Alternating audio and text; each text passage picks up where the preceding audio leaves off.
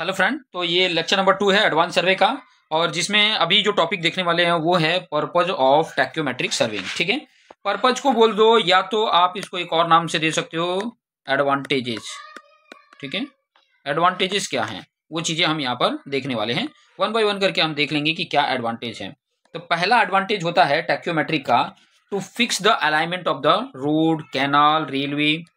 लिख देते हैं, to fix the alignment of road, canal, railway etcetera. ठीक है, दूसरा इंपॉर्टेंट पॉइंट अगर बोलूं कंटूर मैप प्रिपेयर करने के लिए, टू प्रिपेयर कंटूर मैप। ठीक है, कंटूर मैप प्रिपेयर करने के लिए होता है। ठीक है, और इंपॉर्टेंट पॉइंट क्या दे सकते हो, टोपोग्राफिकल मैप प्रिपेयर करने के लिए, टू प्रिपेयर टोपोग्राफिकल मैप। ठीक है, टोपोग्राफिकल मैप्स आपको पता ही है। ठीक है, कंटूर मैप आपको पता ही है। ठीक है, अगर सर्वेइंग पढ़े हो तो उसका आइडिया होगा। ठीक है, ऑलरेडी मैंने उसमें समझाया हुआ। हाइड्रोग्राफ सर्वे के लिए ये यूजफुल होता है।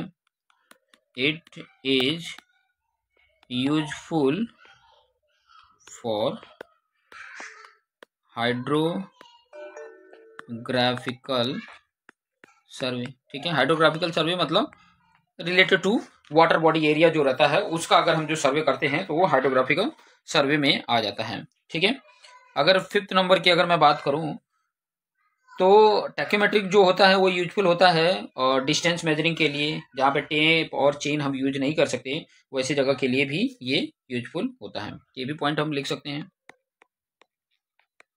Tacheometry is also useful for checking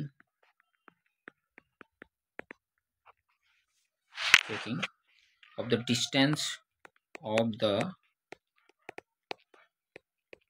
distance measured with a tape or chain, or for checking the elevation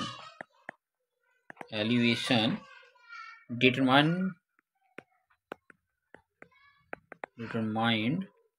with a level।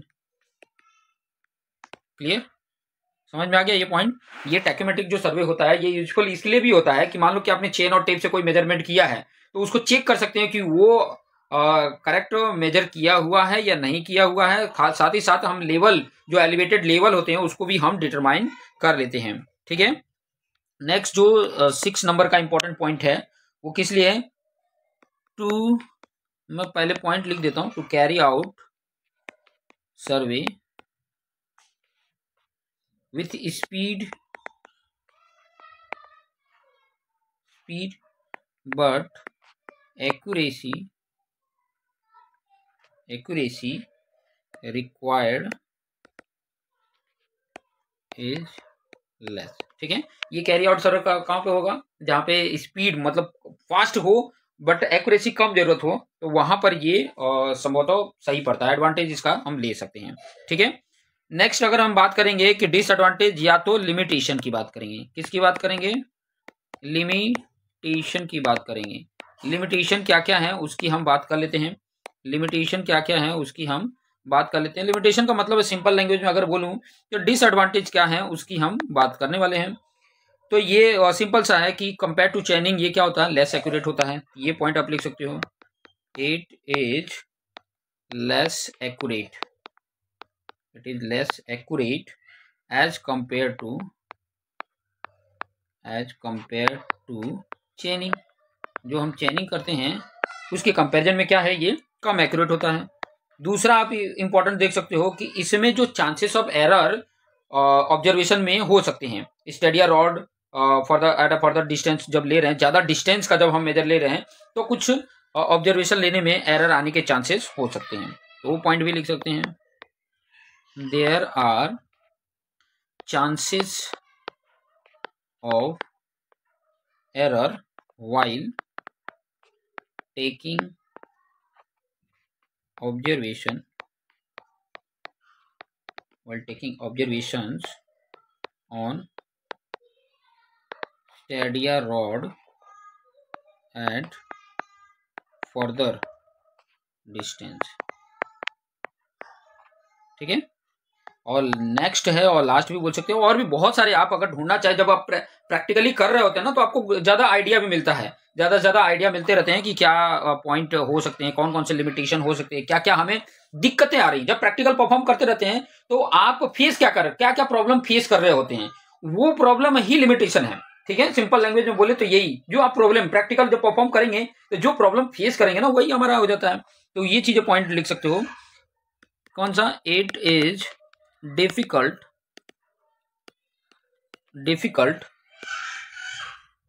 to take observation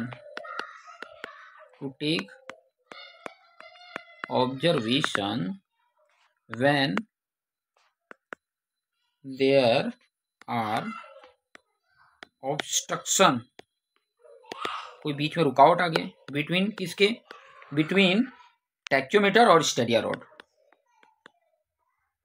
tacheometer and Stadia rod. बात क्लियर हो रही है? ठीक है, क्लियर हो रहा है। चलिए बहुत बढ़िया, आपको इतनी पॉइंट क्लियर हो गई। ठीक है, मैंने इतने पॉइंट आपको बताए। ठीक है, इसके पर्पज क्या हैं और इसके लिमिटेशन क्या हैं। ठीक है, ये पॉइंट मैंने आपको एक्सप्लेन करके समझा दिए कि ताकि आपको आइडिया मिल सके। अब हम बात करने वाले हैं कि इंस्ट्रूमेंट कौन कौन से यूज किए जाते हैं, कौन कौन से इंस्ट्रूमेंट हम यूज करते हैं। तो सिंपल सा आपको अभी मैंने बताया कि टैक्योमीटर होता है और स्टेडिया रॉड होता है। स्टेडिया रॉड को लेवलिंग स्टाफ भी बोलते हैं। ठीक है, तो वो भी आप हेडिंग डाल के लिख सकते हैं। मैं यहाँ पे हेडिंग डाल दिया हूँ। ठीक है, और उस पॉइंट को मैं नोट डाउन कर रहा हूँ। क्या है? इंस्ट्रूमेंट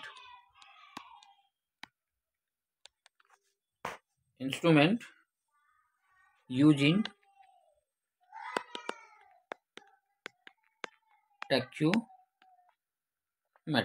ठीक है, कौन कौन से इंस्ट्रूमेंट हम यूज करते हैं? पहला हम यूज करते हैं टैक्योमीटर। ठीक है, दूसरा हम यूज करते हैं लेवलिंग स्टाफ और स्टेडिया रॉड। ठीक है, ये होता है।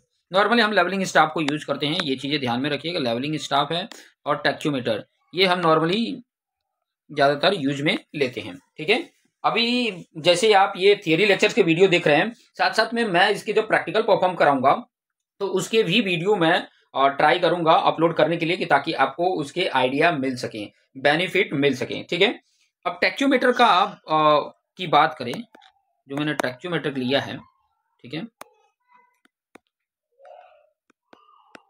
टैक्योमीटर की बात करें, टैक्योमीटर। ठीक है, टैक्योमीटर की बात करें तो टैक्योमीटर में सबसे इंपॉर्टेंट क्या होता है देखोगे अगर, तो इसमें आपके ट्रांजिट थियोडोलाइट में टैक्योमेट्रिक मतलब एक एनालिटिकल लेंस प्रोवाइड किया रहता है। स्टेडिया डायफ्राम और एनालिटिकल लेंस प्रोवाइड होता है।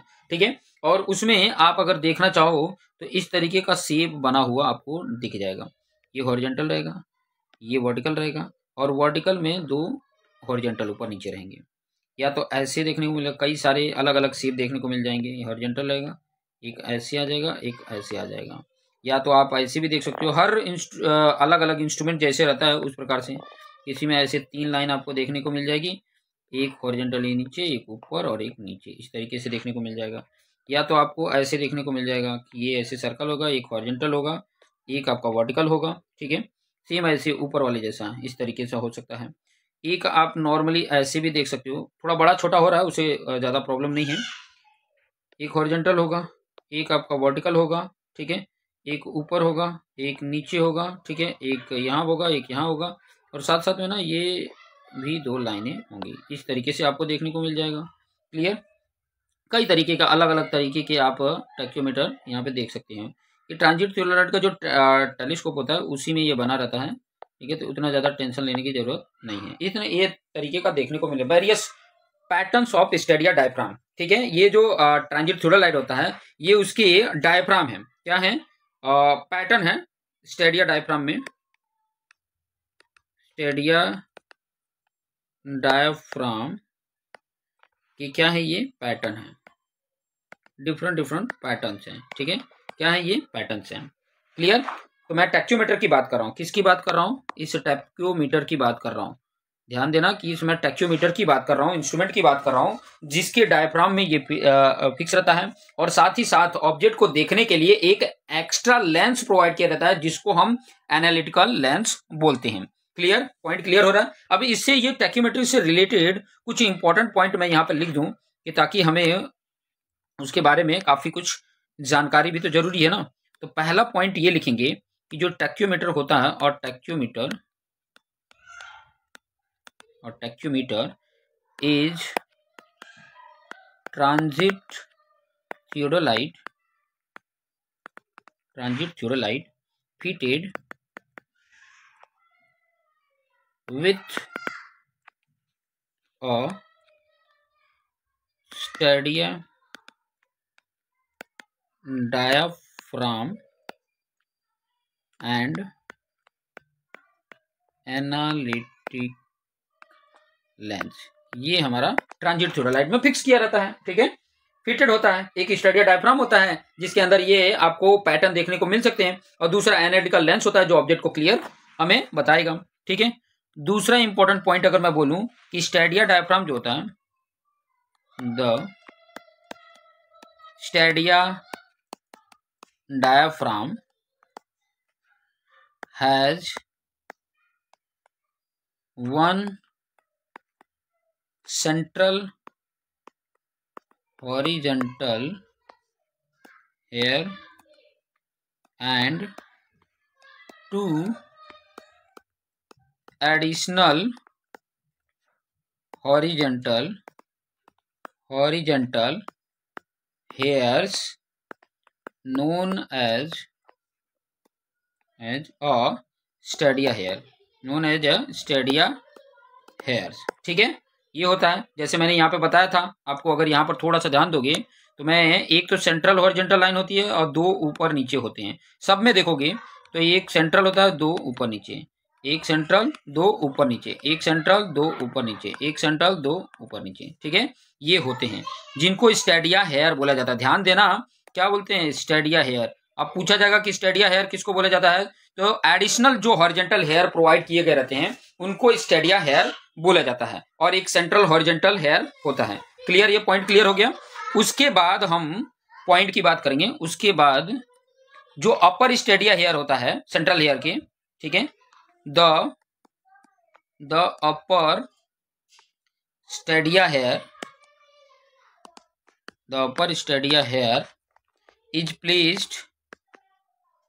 is placed above the central horizontal hair, where, वही जो पॉइंट है, where the lower stadia hair has placed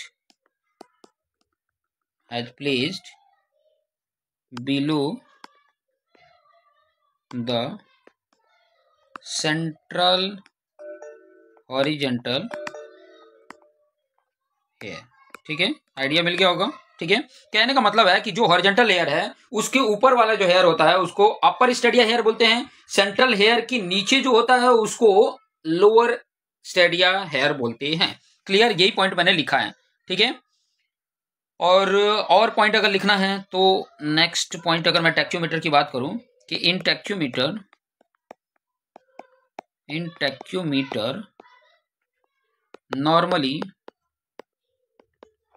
normally internal focusing telescope is used, ठीक है। if एक्सटर्नल, ये मैंने आपको बताया भी था, internal focusing telescope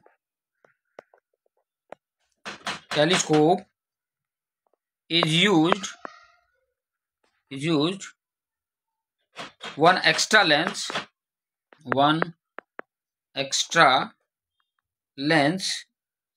known as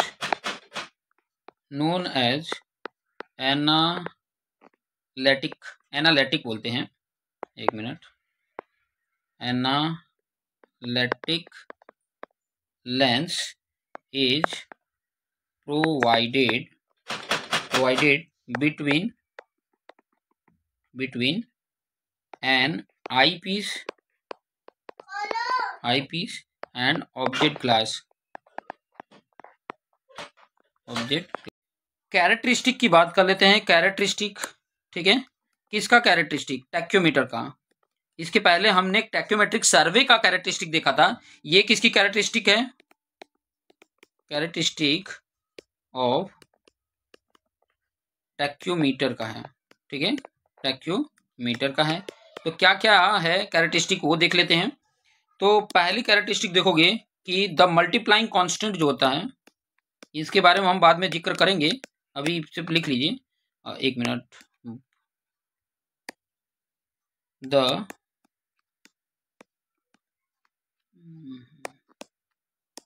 multiplying constant for tacheometer F/I, ठीक है, F/I से इंडिकेट करते हैं और उसकी वैल्यू होती है 100, ठीक है, अप्रोक्सीमेट 100 होती है। सेकंड नंबर की अगर मैं बात करूं तो इन टैक्योमेट्रिक टेलीस्कोप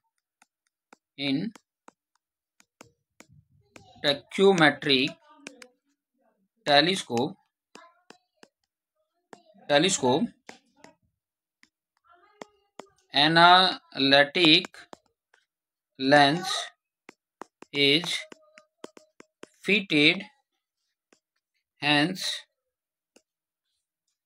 additive, ध्यान देना, एक दूसरा कांस्टेंट है एडिटिव कांस्टेंट जिसको F+D से इंडिकेट करते हैं। ये सारा थियरी मैं प्रूव करके ही बताऊंगा, वो 0 होता है। एडिटिव कांस्टेंट क्या होता है? एडिटिव कांस्टेंट की अगर बात करेंगे तो F+D होता है, उसकी वैल्यू क्या होती है? 0 होती है, ठीक है। मल्टीप्लाइंग कांस्टेंट की जब बात करेंगे उसकी वैल्यू होती है 100, ये ध्यान में रखेंगे, ठीक है। थर्ड कैरेक्टरिस्टिक की बात करेंगे कि द टेलीस्कोप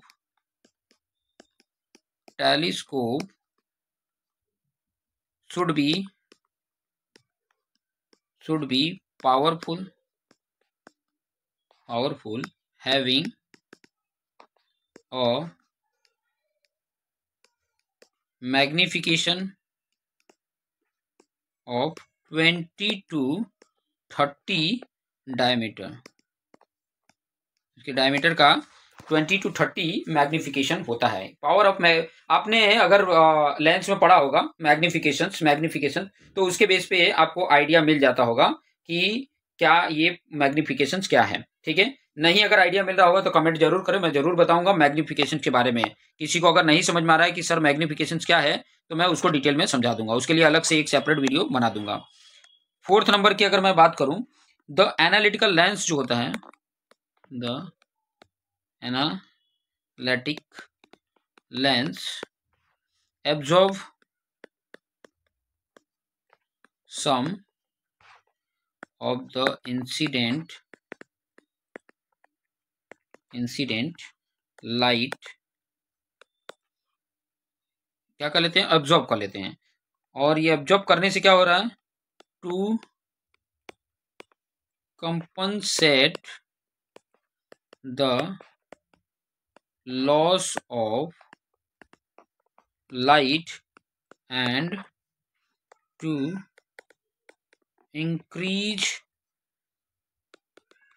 इल्यूमिनेशन इंक्रीज कर देते हैं, और उसकी जो लॉस ऑफ लाइट है उसको क्या कर देते हैं? कंपनसेट कर देते हैं। और लार्जर ऑब्जेक्ट जो है, ऑब्जेक्ट ग्लास इज रिक्वायर्ड।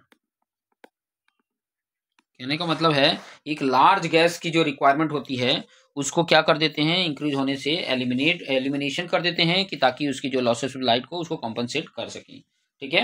ये पॉइंट क्लियर हो गया। अभी नेक्स्ट जो हमारा इंस्ट्रूमेंट का डिवाइस का पार्ट था वो था सेकंड, जिसका नाम था लेवलिंग स्टाफ और स्टेडिया रॉड, ठीक है, स्टेडिया रॉड, ठीक है। अगर मैं अगर आपको वीडियो बोल रहा हूँ उसका पिक्चर्स दिखाऊं तो आपको आइडिया मिल जाएगा। मैं यहाँ पर उसके पिक्चर्स दिखा देता हूँ। लेवलिंग स्टाफ,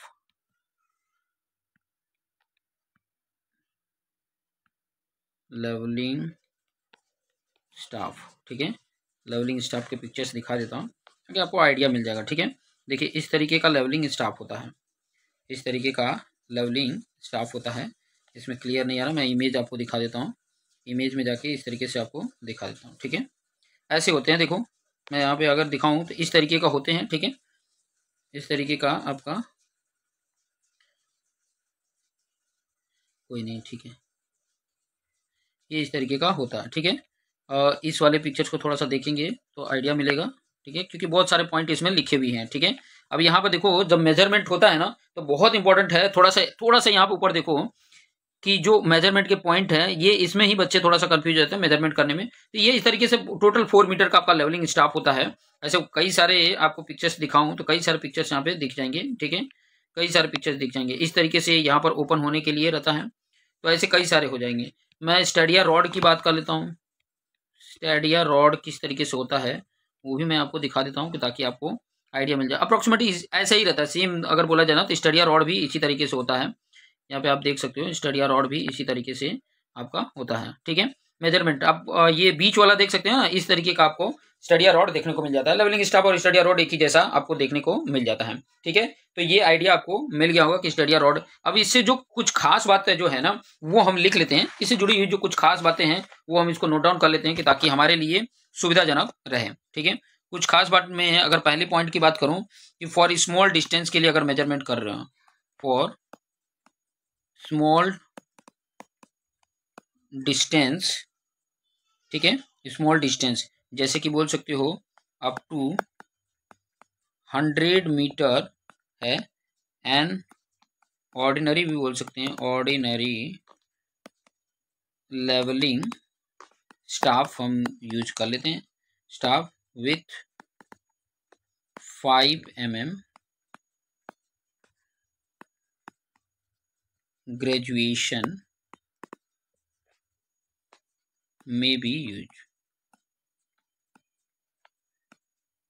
ठीक है। स्मॉल 100 मीटर डिस्टेंस तक अगर आपको लेना है तो आप 5 mm ग्रेजुएशन वाला आप इसको लेवलिंग स्टाफ को ले सकते हैं, ठीक है।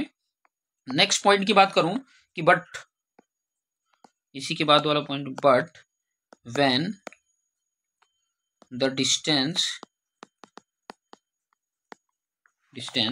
is more than 100 meter, is more than 100 meter, it is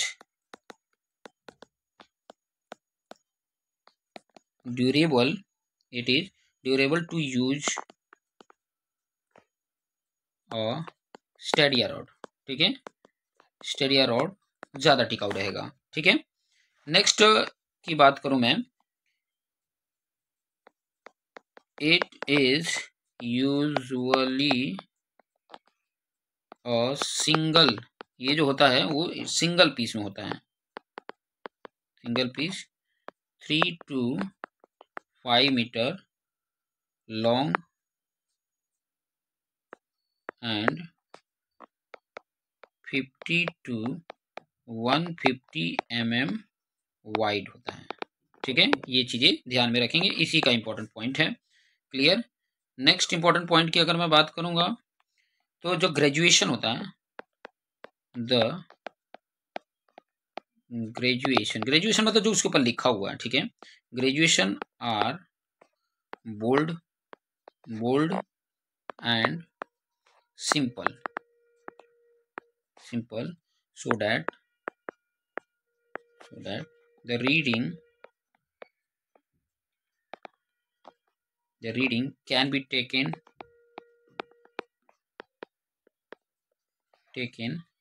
from long distance, ठीक है। ग्रेजुएशन जो उस पर लिखा हुआ रहता है वो बोल्ड में होता है और सिंपल रहता है कि ताकि हम उसकी रीडिंग अच्छे से उसको लंबे डिस्टेंस पे भी ले पाए, ठीक है। नेक्स्ट पॉइंट की अगर मैं बात करूं for longer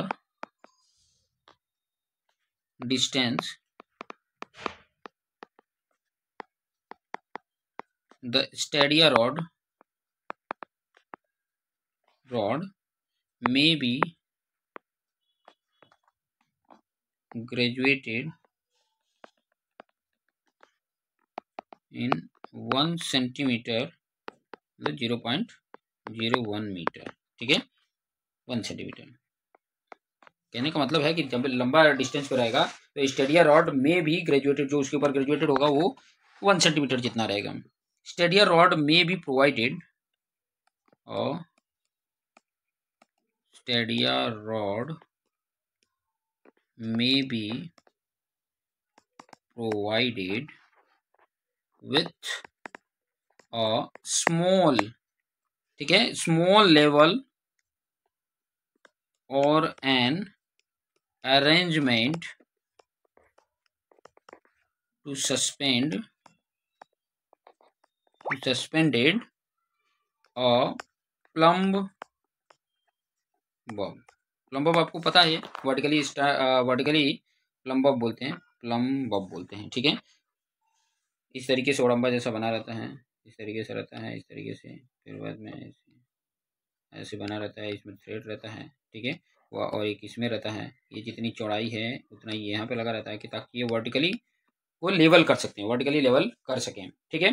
तो हमने क्या क्या इस वीडियो में जिक्र कर लिया, हमने पर्पस देखा, जो एडवांटेज होता है, लिमिटेशन होता है, फिर बाद में इंस्ट्रूमेंट कौन कौन से यूज होते हैं टैक्योमेट्रिक में, टैक्योमीटर होता है और लेवलिंग स्टाफ या स्टेडिया रॉड होता है। लेवलिंग पहले टैक्योमीटर के क्या क्या पैटर्न हो सकते हैं, उनमें क्या क्या इंपॉर्टेंट चीजें हैं, वो चीजें हमने देखा, फिर बाद में उसकी कैरेक्टरिस्टिक को देखा, फिर बाद में लेवलिंग जो स्टाफ है या स्टेडिया रॉड है उससे रिलेटेड ये कुछ इंपॉर्टेंट पॉइंट हमने लिखे, ठीक है।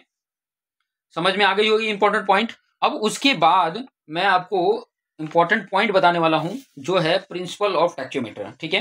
नेक्स्ट वीडियो में हम देखेंगे कि प्रिंसिपल ऑफ टैक्योमीटर क्या होता है, वो नेक्स्ट वीडियो में देखेंगे, प्लस थियरी ऑफ स्टेडिया भी देख लेंगे, एनालिटिकल लेंस देखेंगे, उसके एडवांटेज डिसएडवांटेज भी देखेंगे, और भी कई सारी चीजें इससे जुड़ी हुई हम 1 by 1 देखते जाएंगे कि ताकि हमारे लिए सुविधाजनक हो सके जब भी हम इसके न्यूमेरिकल करेंगे तब, ठीक है। तो अभी जितना मैंने बताया उसको देखो, और कुछ अगर डाउट होता है तो कमेंट करो। अभी अगर कमेंट करोगे तो मेरे लिए सुविधा होगी कि मैं उसको तुरंत बता सकूं। फिर अगर मैं दूसरा सब्जेक्ट लेके पढ़ाते रहता हूं तो बड़ा मतलब दिक्कत होता है कि इसके ऊपर फिर से आके इस टॉपिक को एक्सप्लेन करना, तो बेटर होगा कि अगर आप यहाँ देख रहे हो तो इसको कमेंट करें, और आपको जो भी डाउट होता है वो जरूर कमेंट करके बताएं। तो देखते रहिए, और अपने जो दोस्त मित्र हैं उनको भी शेयर करना ना भूलें। धन्यवाद।